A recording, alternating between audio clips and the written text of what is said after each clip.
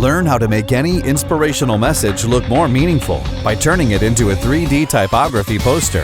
In this Photoshop tutorial, you will learn how to create striking 3D gold text, add reflections with image-based lighting, create a drywall background from scratch, and position your lights using an easy method. To follow this tutorial, you'll need Photoshop CS6 Extended.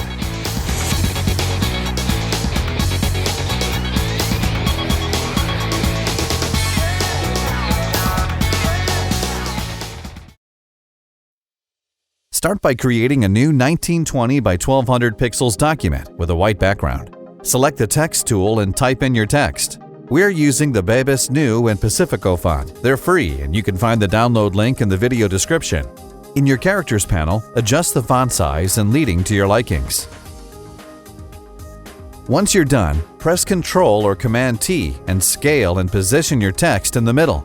To position your text perfectly in the center, hold the Ctrl or Command key and select the text and background layers. Switch to the Move tool, then click on the two Align Center buttons in the Options bar. Next, we're going to convert the text to 3D. To do this, right-click on the text layer and choose New 3D Extrusion from Layer. Depending on how complicated your text is, Photoshop might give you a message that your text is too complicated for it to process. If this happens, you need to convert it to a path and use Adobe Illustrator to simplify the path. To do this, right-click on the text layer and select Convert to Shape. Copy the shape layer to your clipboard, then paste it into a new document in Adobe Illustrator. In Illustrator, go to Object, Path, Simplify. Checkmark the Preview option, then adjust the settings so that you get the least amount of points without distorting the text much. Copy and paste the text back into Photoshop. Photoshop will ask you how you want to paste your text as. Select Shape Layer, then click OK. Delete the other text layer, then right-click on the new shape layer and select New 3D Extrusion from selected layer. Photoshop will switch you to the 3D interface automatically. Go back into the Layers panel and select the background layer. We're going to convert this to a 3D object so that we can use it as a wall for the 3D text. Right-click on the background layer and select Postcard. Switch back to the Layers panel and select the two layers. Merge the layers into a single 3D layer by pressing Ctrl or Command-D. We're going to start by reducing the thickness of the 3D text. Select the 3D text layer in the 3D panel, then reduce the extrusion depth setting in the Properties panel. You can get a better preview pressing Alt-Shift-Control-R or Option-Shift-Command-R on Macs to do a quick render of the scene. Photoshop will begin rendering the picture, and when it looks good enough, click anywhere to stop the render. Keep adjusting the setting and rendering it for a preview until you get the results that you like. Now we're going to adjust the material of your 3D text so that it looks gold. In the 3D panel, select the first materials layer, then hold the Shift key and select the last materials layer. Your Properties panel will switch to the materials settings. Start by setting the diffuse color to a yellow-orange color. The color I'm using is FFC000. We'll go back and adjust the other material settings later when we have the lighting set up. But for now, we're going to align text layer with the background layer. Change your camera view to left by right-clicking on the view box on the bottom right corner and choosing Left. Next, select the text and background layer groups. You can select multiple layers by holding the Ctrl or Command key. Select the Move tool, then click on the Align Left Edges button in the Options bar. Now your text is aligned with the background and you can switch your view back to the default camera view. Render your scene by pressing Alt-Shift-Control-R, Option-Shift-Command-R on Macs to get a preview of how your scene looks. Everything looks pretty flat, and if you like it this way, you can let Photoshop render the entire scene and save your image. But there's a lot more we can do to make your quote better, and one of them is lighting. There are many ways you can light your 3D objects to make them look more dramatic. We'll show you an easy one that uses just one light that will cast a diagonal shadow from your 3D text. To add a light to your scene, click on the New Light button in your 3D panel and choose New Point Light. We're going to position this light on the top right corner of the text and have it cast a shadow diagonally. Moving a light to the perfect spot takes a bit of experience with 3D, but there's an easier way to do this. Select the Move tool and set the 3D mode to rotate in the Options bar. In the view box, drag to reposition your view so that you are looking at your 3D text from the top right corner. Think of it like playing a first-person shooter game. You want to reposition yourself so that you can shine your flashlight from the upper right side of the text. Once you're in the right angle, switch your 3D mode to slide and position yourself so that you're further away from the 3D text. When you're in the right position, click on the Move to View button in the Properties panel to move your point light to your current view.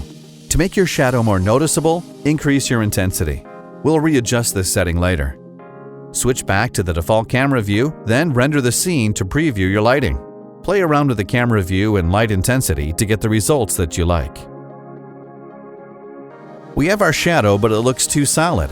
To improve it, we're going to make the shadow fade by adjusting the light fall-off of your point light. Make sure that you have your point light selected, then, in the Properties panel, enable the Light Fall-Off option. Zoom out of your document so that you can see the point light, then adjust the outer light fall-off setting so that the outline reaches the bottom right of your document. Next, adjust your inner light fall-off setting so that the outline reaches the top right corner of your document. Render the scene to preview the effects. Here's the before and after results of the light fall-off setting. It makes your light fade away for a more realistic look.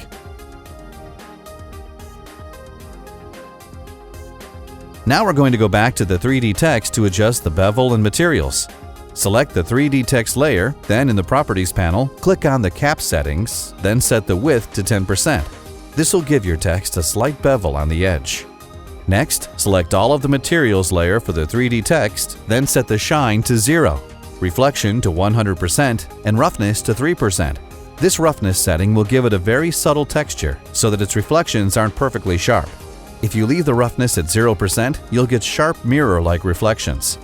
In the 3D panel, select the front bevel material, then set the shine to 100% and roughness to 0%. This will make the bevel stand by reflecting more light.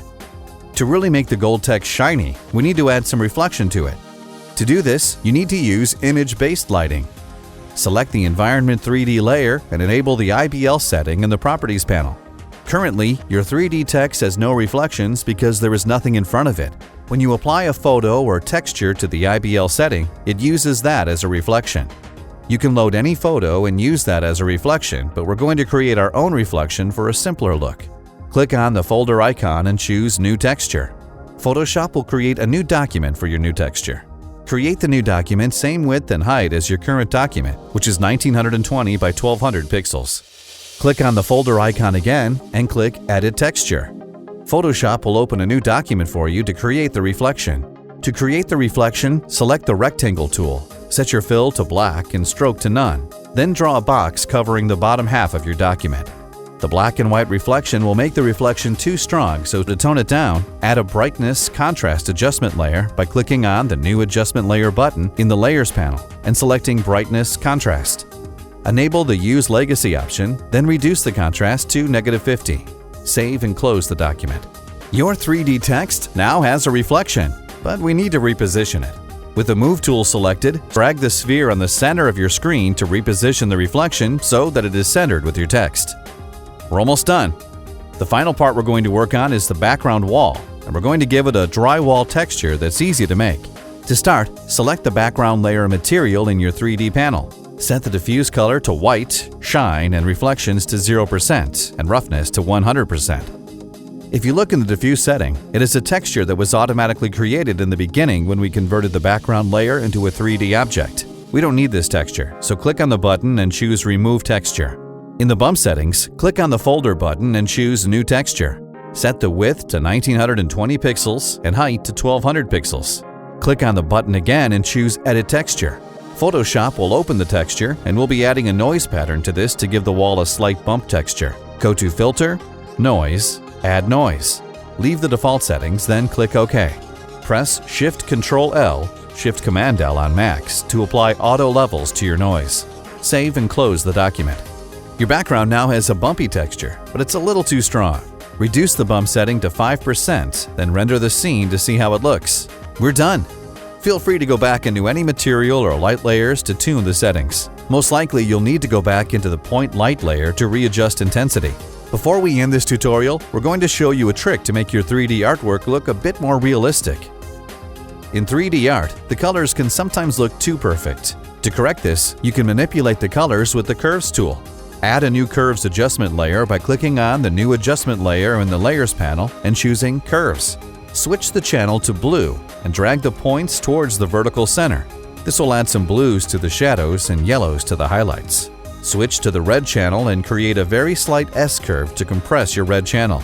Switch back to the RGB channel and create an S shape to increase the contrast. You can adjust the opacity of this curves layer to reduce the effect.